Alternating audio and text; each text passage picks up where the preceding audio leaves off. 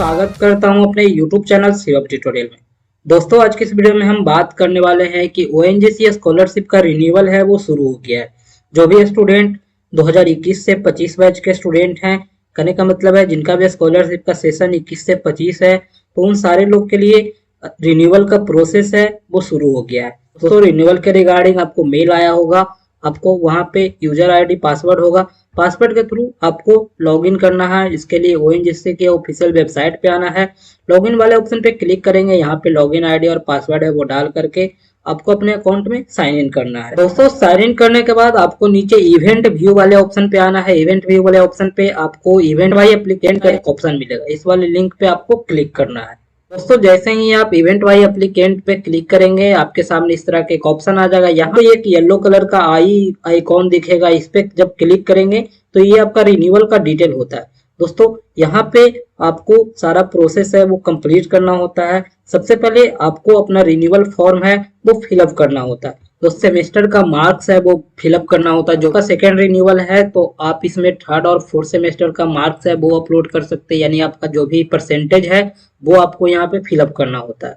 आप चाहे तो इसे खुद से कैलकुलेट भी कर सकते हैं, या आपकी यूनिवर्सिटी का कोई वैसा फार्मूला है उसके अकॉर्डिंग भी कैलकुलेट कर सकते हैं। नहीं है तो नॉर्मल जैसे परसेंटेज निकाला जाता है आप वैसे परसेंटेज है वो कैलकुलेट करके यहाँ पे फिलअप कर दें। उसके बाद आप चाहे तो इसमें फिफ्थ और सिक्स सेमेस्टर का भी मार्क्स है वो दे सकते हैं, कोई दिक्कत नहीं है। आप चाहे तो थर्ड या फोर्थ का भी दे सकते हैं, कहीं पे कोई दिक्कत नहीं है, कोई इशूज नहीं आने वाला दोस्तों। उसके बाद में आपको कहीं पे भी कुछ नहीं करना है, इस फॉर्म को आपको सेमेस्टर का मार्क्स फिलअप करने के बाद आपको सेव कर देना है। इसके नीचे में आपको डाउनलोड रिन्यूअल फॉर्म है वो करने का ऑप्शन मिल जाएगा। अभी आपने जो रिन्यूअल फॉर्म है वो फिलअप किया है उसको आपको यहाँ से प्रिंट करना है। दोस्तों ये डाउनलोड करने वाले ऑप्शन पे क्लिक करेंगे तो आपके सामने इस तरह का फिर से एक पेज ओपन होगा। ऊपर में डाउनलोड PDF का एक ऑप्शन है वो मिल जाएगा, आप उस PDF को डाउनलोड कर लेंगे। डाउनलोड यहाँ पे आपको अपलोड करना होता है स्कॉलरशिप से साइन किया हुआ मार्कशीट और रिन्यूअल फॉर्म। इस वाले ऑप्शन पे आपको क्लिक करना है तो आपके सामने तीन ऑप्शन आ जाएंगे। यहाँ पे सबसे ऊपर में जो आपने रिन्यूअल फॉर्म है जो अभी डाउनलोड किया था उसको आपको कॉलेज से साइन और मुहर लगवाना है। सेल्फ अटेस्ट करने के बाद आपको यहाँ पे PDF या JPG के फॉर्म में आपको अपलोड कर देना है। उसके बाद कोई रिमार्क्स है तो वो आप रिमार्क्स यहाँ पे फिलअप कर सकते हैं। उसके बाद में आपको सेकंड नंबर पे सेमेस्टर 1 और सेमेस्टर 2 का मार्कशीट है वो देना होता है, जिसमें अभी आपने थर्ड और फोर्थ का फिलअप किया है तो थर्ड और फोर्थ का यहाँ पे मार्कशीट है वो अपलोड करना होगा। इसके अलावा अगर कोई फिफ्थ और सिक्स का डिटेल फिलअप किए हैं तो फिफ्थ और सिक्स का मार्कशीट है वो यहाँ पे अपलोड करेंगे।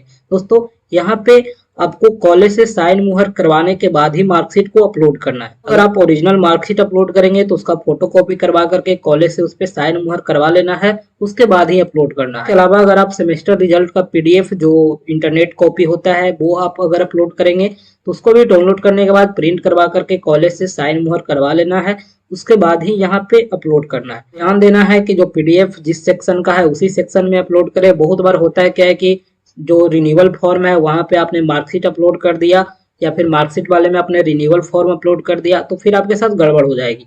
आपको ध्यान से करना है क्योंकि यहाँ पे कोई एडिट का ऑप्शन नहीं होता है, फिर आप परेशान होते फिरोगे। इसलिए आप जो भी PDF बनाते हैं उसका नाम है वो ढंग से लिख ले, उसके बाद ही यहाँ पे आप अपलोड करें। दोस्तों जैसे ही अपलोड हो जाएगा ये ऑटोमेटिक है, यहाँ पे अपलोड करने का ऑप्शन है वो इनेबल हो जाएगा। इस पर क्लिक करके आप अपलोड कर देंगे, आपका रिन्यूअल का फॉर्म है वो पूरी तरह से कंप्लीट हो जाएगा।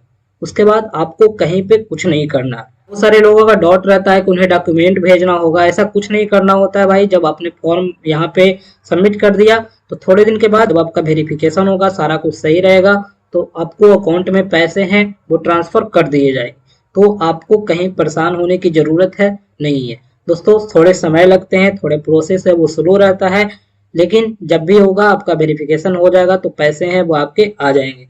तो आप इस तरह से अपना रिन्यूअल का फॉर्म है वो सबमिट कर सकते हैं। दोस्तों अगर वीडियो पसंद आए तो लाइक करें, अपने दोस्तों में शेयर करें, और किसी भी तरह का कोई इन्फॉर्मेशन चाहिए आप कमेंट कर सकते हो। Thank you.